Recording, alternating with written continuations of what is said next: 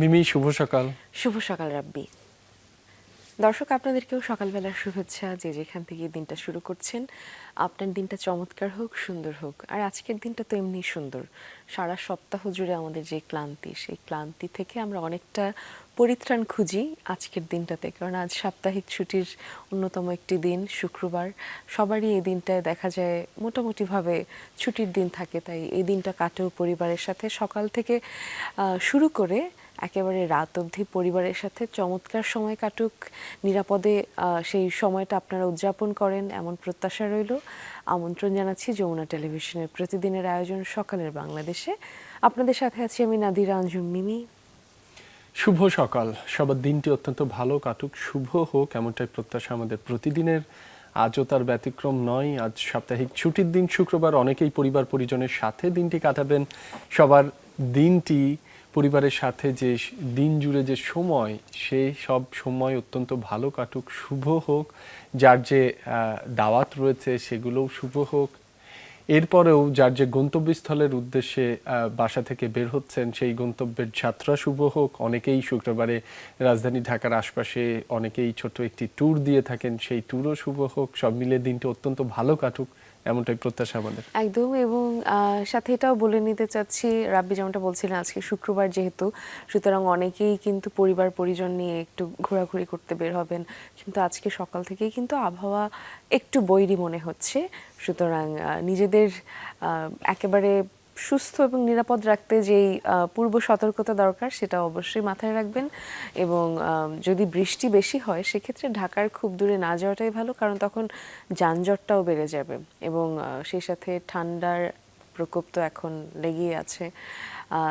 সে আবার বৃষ্টির একটা ভাব থাকলেও গরম কিন্তু মারাত্মক। সুতরাং পানির কোনো বিকল্প নেই। একদম তাই।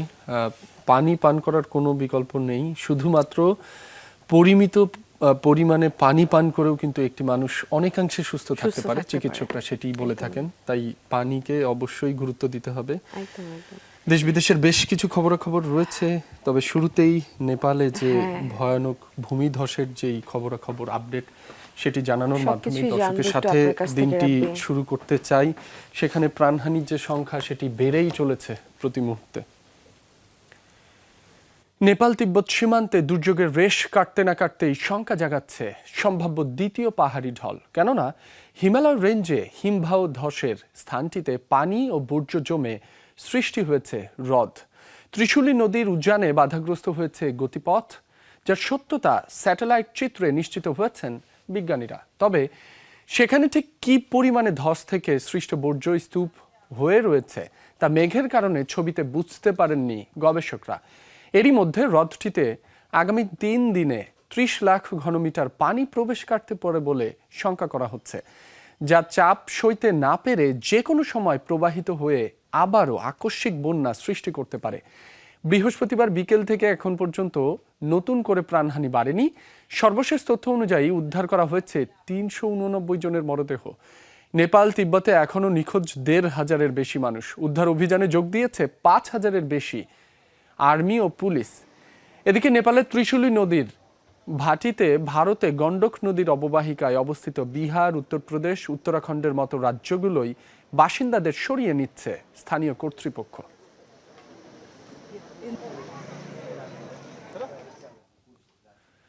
চীন থেকে মিয়ানমার হয়ে সড়ক পথে বাংলাদেশ যুক্ত হলে পাল্টে যেতে পারে এই অঞ্চলের মানুষের ভাগ্য। 3 দেশের নীতি নির্ধারক ও বিশ্লেষকরা মনে করেন, বিনিয়োগ, অবকাঠামো, শিল্পায়ন ও আঞ্চলিক সরবরাহ ব্যবস্থায় গুরুত্বপূর্ণ ভূমিকা রাখবে এই অর্থনৈতিক করিডর। বেইজিংয়ের প্রস্তাব গ্রহণ এবং তা ইতিবাচক হিসেবে দেখছে ঢাকা, জানিয়েছেন পররাষ্ট্র প্রতিমন্ত্রী হুমায়ুন কবির। প্রধানমন্ত্রী চীন সফরে 2 মাস পর প্রস্তাবটি নিয়ে দুই দেশ কতটা এগিয়েছে, এ বিষয়ে অবশ্য এখনই কিছু বলতে চান না তিনি। চীনের ইউনান ঘুরে এসে আলমগীর স্বপন জানাচ্ছেন বিস্তারিত। চীনের বাওশানের চিংলং স্ট্রিট একসময়ের দক্ষিণ সিল্ক রুটের অংশ। 1000 বছর আগে এই সিল্ক রোড ধরে মিয়ানমার হয়ে বাংলাদেশের সাথে যোগাযোগ ছিল চীনের। কিন্তু এশিয়ার পূর্ব ও দক্ষিণের বাণিজ্য এবং যোগাযোগের প্রাচীন এই পথটি নানা কারণে হারিয়েছে কালের গর্ভে। পরিবর্তিত ভূরাজনৈতিক বাস্তবতায় এই পথে চীন আবারও নতুন করে অর্থনৈতিক করিডোরের প্রস্তাব হাজির করেছে। ইউনান প্রদেশের কুনমিং থেকে মিয়ানমারের রাখাইন ও মান্দালয় হয়ে বাংলাদেশের সীমান্ত পর্যন্ত সড়ক পথে সরাসরি যোগাযোগের পরিকল্পনা দেশটির।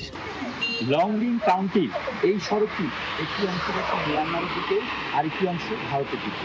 চীন যে অর্থনৈতিক করিডোরের কথা বলছে, সেক্ষেত্রে এই সড়কটি গুরুত্বপূর্ণ কানেক্টিভিটির জন্য। 1990 সালে কুনমিং উদ্যোগের অংশ হিসেবে এই করিডোরে ভারতও যুক্ত ছিল। তবে দেশটি পরে সরে দাঁড়ানোয় পরিকল্পনায় পরিবর্তন এনেছে চীন। বাংলাদেশের প্রধানমন্ত্রী তারেক রহমান ও চীনের প্রেসিডেন্ট শি জিনপিং এর বৈঠকে চীন, মিয়ানমার ও বাংলাদেশের মধ্যে অর্থনৈতিক করিডোরের প্রস্তাব দিয়েছে দেশটি। সফরের 2 মাসে প্রস্তাবটি নিয়ে কতটুকু এগিয়েছে বাংলাদেশ? সাপোর্টিভ অফ ইট, আমরা ভালো প্রস্তাব হিসাবে এটা গ্রহণ করেছি। এটা তো একদিনের জিনিস না যে আজকে হয়ে গেছে কালকে রোড যাবে, পরশু কানেক্টিভিটি, আর তৃতীয় দিন আমরা চলাফেরা করবো। ইটস টাইম স্পেসিফিক, একটা টাইমের ব্যাপার আছে, তো একটা টাইম ফ্রেমেই হবে। চীনের ইউনান প্রদেশের বাওশান শহরের সীমান্তবর্তী দেশ মিয়ানমার আর মিয়ানমারের প্রতিবেশী বাংলাদেশ। বাওশানের প্রশাসকরা এই অঞ্চলের পুরনো যোগাযোগ ব্যবস্থা দ্রুত চালুর উপর গুরুত্ব দিয়েছেন। আমরা বিশেষ করে দক্ষিণ এশিয়া, এর মধ্যে বাংলাদেশ আছে, তাদের সাথে অর্থনৈতিক ও বাণিজ্যিক সম্পর্ক আরও বাড়াতে চাই। আমাদের এখানে বিভিন্ন ধরনের শিল্প কারখানা আছে, পর্যটন আছে, এসব ক্ষেত্রে সহযোগিতা আরও বাড়াতে চাই। এজন্য আমরা সড়ক অবকাঠামো উন্নয়নে অনেক বিনিয়োগ করেছি। আশা করি ভবিষ্যতে বাংলাদেশের সাথে সড়কে সরাসরি যোগাযোগ হবে। করিডোর হলে এই অঞ্চলে শিল্পায়ন, কর্মসংস্থান, রপ্তানি এবং বৈদেশিক বিনিয়োগের ক্ষেত্রে ইতিবাচক ভূমিকার কথা বলা হচ্ছে। আসিয়ানভুক্ত দেশগুলোর সাথে বাড়তে পারে বাণিজ্য, আঞ্চলিক উৎপাদন ব্যবস্থার অংশ হওয়ার ক্ষেত্র প্রসারিত হবে বলে মনে করেন চীন ও মায়ানমারের বিশ্লেষকরা।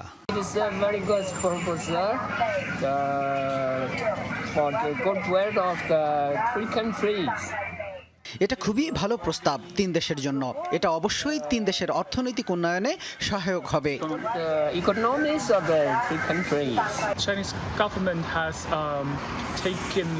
চীনা সরকার তার প্রতিবেশীদের সাথে যোগাযোগে অর্থনৈতিক করিডোরের যে উদ্যোগ নিয়েছে, এটা 3 দেশের অর্থনীতিতে গুরুত্বপূর্ণ ভূমিকা রাখবে, সাংস্কৃতিক আদান প্রদানে সহায়তা করবে।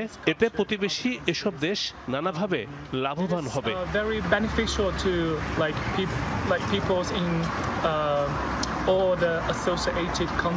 তবে ত্রিদেশীয় অর্থনৈতিক করিডোরের ক্ষেত্রে চ্যালেঞ্জও আছে। বিশেষ করে মিয়ানমারের অভ্যন্তরীণ সংঘাত ও প্রতিবেশী ভারতের অবস্থান এক্ষেত্রে গুরুত্বপূর্ণ।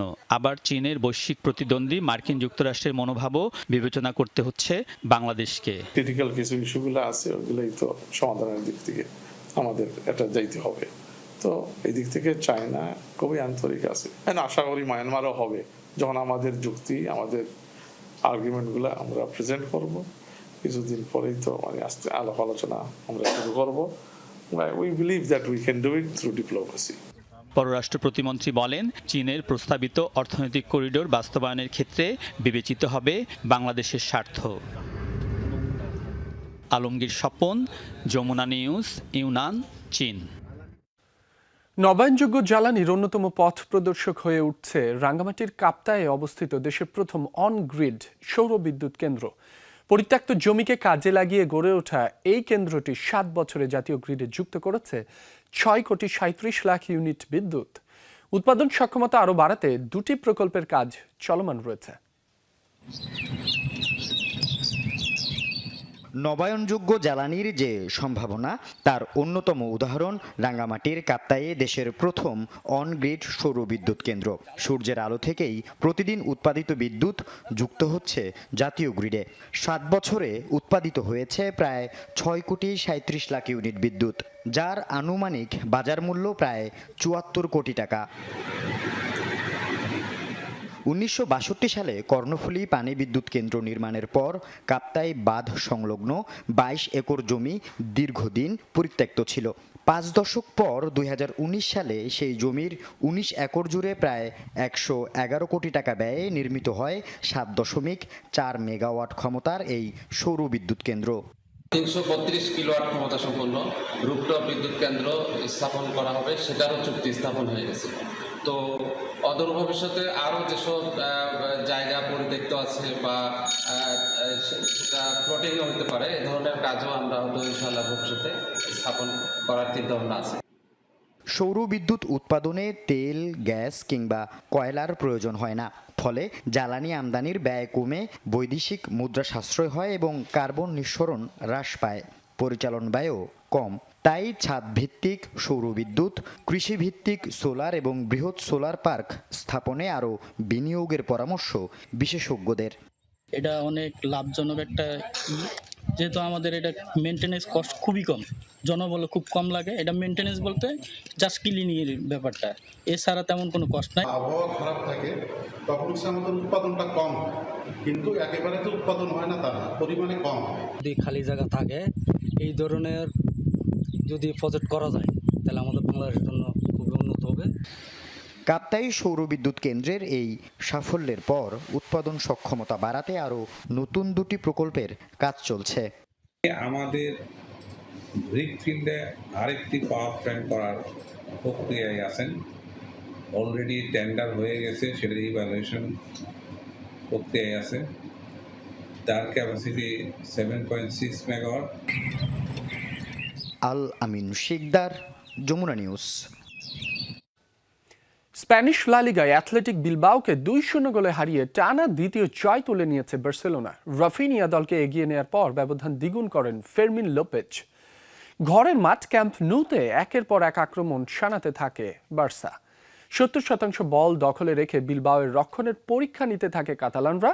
তবে প্রথম গোলে দেখা পেতে স্বাগতিকদের অপেক্ষা করতে হয় 37 মিনিট পর্যন্ত। পেদ্রির পাস ধরে দারুণ এক ফিনিশিংয়ে স্কোর লাইন 1-0 করেন রাফিনিয়া। দ্বিতীয়ার্ধেও প্রতিপক্ষের ওপর চাপ তৈরি করে খেলতে থাকে বার্সা। 82 মিনিটে ফেরমিন লোপেজের গোলে 2-0 ব্যবধানের জয় নিশ্চিত করে কাতালানরা। 2 ম্যাচে 2 জয়ে 6 পয়েন্ট নিয়ে শীর্ষে উঠল বার্সেলোনা। সমান পয়েন্ট নিয়ে গোল পার্থক্যে 2-এ রিয়াল মাদ্রিদ। দর্শক, রাজধানীর হাতিরঝিলে চলছে নকশিকাঁথা ম্যারাথন। সেখানে আছেন সহকর্মী তাজনুর ইসলাম। তার কাছ থেকে সবশেষ তথ্য জানবো। তাজনুর, শুভ সকাল। কত সংখ্যক মানুষ অংশ নিয়েছে এই ম্যারাথনে? অংশগ্রহণকারীরা কতটা উচ্ছ্বসিত? আয়োজকরা কি বলছেন জানাবেন আমাদের। রাব্বি, প্রথম বিষয় হচ্ছে এই সকালটা বৃষ্টি স্নাত সকাল এবং সেই সকালবেলাতে যারা দৌড়চ্ছেন তারা বলা চলে যে সবচেয়ে ডেডিকেটেড মানুষ যারা, তারা দৌড়াচ্ছেন একেবারে শেষ পর্যায়ে। যদিও মূলত যে 2 ক্যাটাগরির দৌড় 15 কিলোমিটার এবং 7.5 কিলোমিটার, সেটি আসলে এরই মধ্যে শেষ হওয়ার পথে। 7.5 কিলোমিটার যারা দৌড়েছেন তারা প্রায়শই শেষ করে ফেলেছেন এবং 15 কিলোমিটার ক্যাটাগরিতে কয়েকজন আসলে আসছেন। সেই জায়গা থেকে বেশ একটা আড়ম্বরপূর্ণ আয়োজন চলছে এবং রানারদেরকে উৎসাহ দিতে যে ধরনের কর্মকাণ্ডগুলো সাধারণত আয়োজকদের পক্ষ থেকে করা হয়ে থাকে সেগুলো আপনি দেখতেই পাচ্ছেন যে ফিনিশ লাইনের কাছাকাছি যখনই কোনো রানার আসছেন তাদেরকে এক ধরনের চিয়ার আপ করা হচ্ছে, উৎসাহ কিংবা এক ধরনের উৎসাহ দেওয়া হচ্ছে। এক কথায় বলা যায় যে আজকের যে আবহাওয়া, এটি আসলে একেবারে দৌড়ের উপযোগী আবহাওয়া এবং সেটির কারণেই আমি খুব সকালবেলাতে এসে আগে নিজে দৌড় শেষ করেছি, তারপরে আপনার সঙ্গে যুক্ত হয়েছি। সব মিলিয়ে একটা সুন্দর গোছানো আয়োজন বলা চলে। সেই গোছানো আয়োজনের বলা চলে সকালবেলাতে সাক্ষী হচ্ছি আমরা একটু এগোতে চাই যে এই দৌড়ের ট্র্যাকের বাইরেও যে এক ধরনের উদযাপন চলছে, সেই উদযাপনটা খানিকটা একটু দেখাতে চাই। যে হাতিরঝিল অ্যাম্ফি থিয়েটারের সামনে যে প্রাঙ্গণ, সেখানে নানান স্পন্সররা যেই বুথগুলো করেছে এবং রানাররা এই রান শেষে তারা আসলে কি অ্যাক্টিভিটিস করছে সেটিও আসলে এক নজরে দেখাতে চায়। মূলত এই জায়গাটির মধ্যে সবাই এই যে সারিবদ্ধ হয়ে দাঁড়িয়েছে, এখানে ছবির বুথ রয়েছে, ফটো বুথ রয়েছে, সবাই সেখানে এসে ছবি তুলছেন।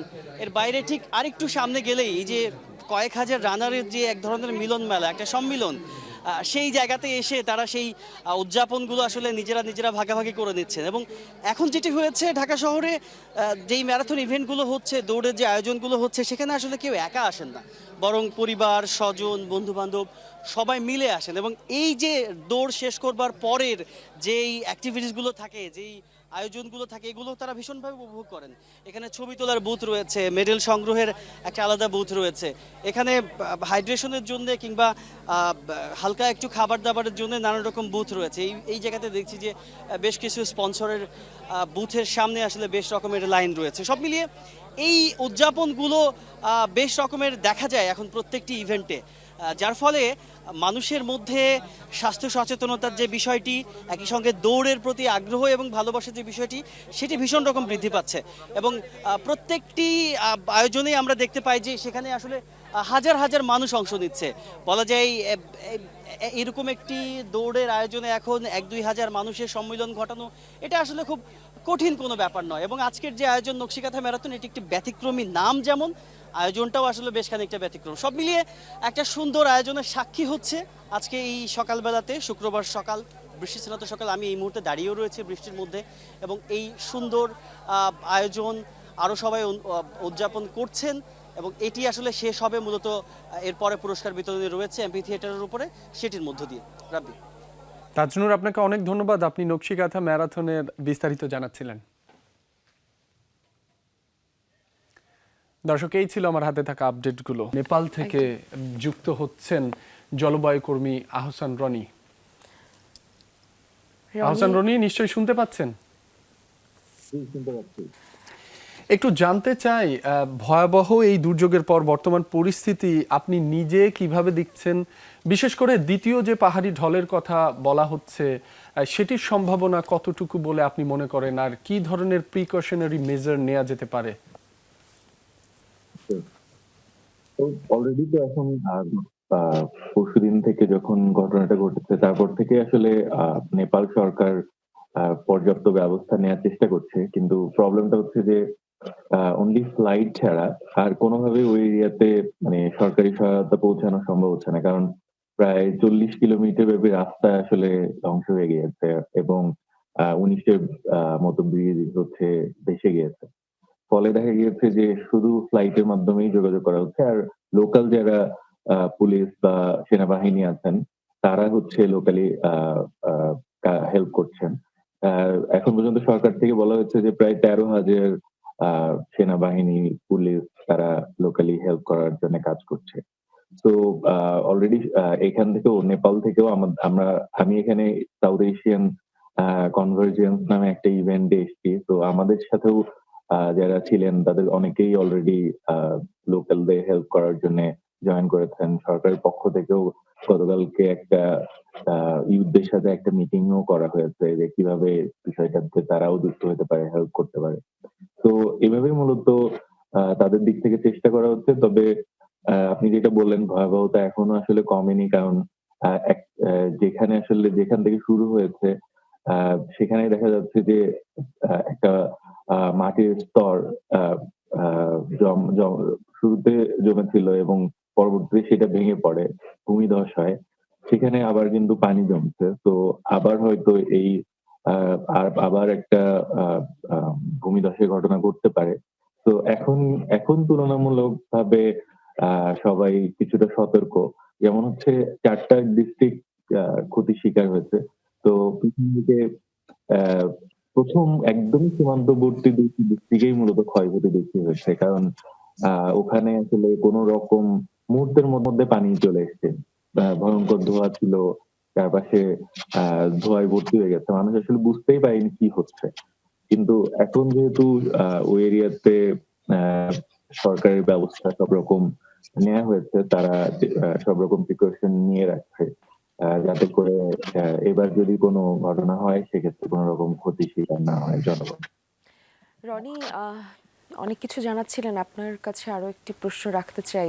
একজন জলবায়ু কর্মী হিসেবে দক্ষিণ এশিয়া সহ বাংলাদেশ এবং আশপাশের যে দক্ষিণ এশিয়ার অন্যান্য অঞ্চল আছে বা দেশ আছে, তাদের জন্য আপনি এই দুর্যোগটাকে কি রকম সতর্ক বার্তা হিসেবে দেখছেন? আসলে আমরা তো জলবায়ু পরিবর্তনকে ওইভাবে খুব সিরিয়াসলি আমাদের এই এশিয়ার সাধারণ লোকজন ওইভাবে বুঝতেও পারি না বা নেই না, কিন্তু ক্রমাগতভাবে কিন্তু আমরা জলবায়ু পরিবর্তনের নানা সমস্যাগুলো আমাদের সামনে দেখতে পাচ্ছি। বিভিন্ন ধরনের দুর্যোগ আমাদের উপর এখন অনেক বেশি আসছে। যেমন নেপালের ইতিহাস, এটা কিন্তু সবচেয়ে বড় দুর্যোগ। তো এটা হলো কিভাবে ভূমিধসের কারণে বলা হচ্ছে, কিন্তু সেই ভূমি যেখানে ছিল তিব্বতে, সেখানে কিন্তু আগে বরফ ছিল, তাই না? তো বরফ গলে সেখানে ভূমি একটা ওপেন একটা জায়গা তৈরি হয়েছে। তারপরে কিন্তু যেহেতু ভূমি ওপেন হয়ে গিয়েছে, তো সেই ভূমিটা নিচের দিকে পড়ে গিয়েছে এবং এর কারণে একটা ভূমিকম্প অনুভূত হয়েছে। তো ১ম এ মনে হচ্ছিল এটা মনে হয় ভূমিকম্প। কিন্তু পরে জানা যাচ্ছে আসলে এটা ভূমিকম্প না, এটা ভূমিধস এর কারণে সৃষ্ট ভূমিকম্প। সেই মধ্যে ধরেন ভূমিধস কেন হলো? সেম যে আ ধরেন বরফ গলার কারণে ভূমিটা ওপেন হয়ে গেল এবং এর কারণেই ভূমিধসটা হলো। তো সেই আ আ ভূমিটা কেন ওপেন হলো? এই যে ক্লাইমেট চেঞ্জ এর কারণে।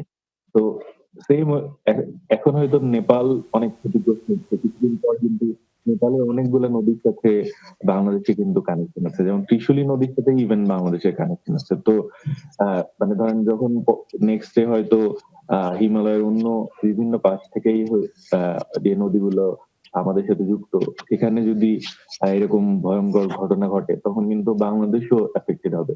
এবং এইভাবে কিন্তু আ পরি আ জলবায়ু পরিবর্তনের কারণে আ এশিয়ার সবগুলো দেশই ভয়ংকরভাবে ক্ষতির শিকার হতে পারে।